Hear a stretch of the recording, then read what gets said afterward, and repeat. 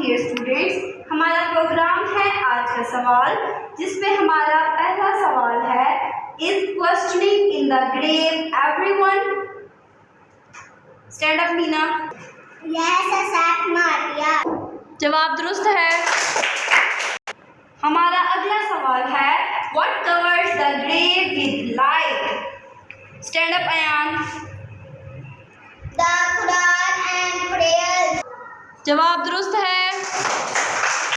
हमारा अगला सवाल है, what will be the first question in the grave? Stand up Subhan. Who is your lord? जवाब दुरुस्त है। हमारा अगला सवाल है, what happens if you fail in the grave question? Stand up Hadi. Severe punishment. जवाब दुरुस्त है। हमारा अगला सवाल है, does the soul feel pain in the grave? Stand up Laiba. Yes. जवाब दुरुस्त है।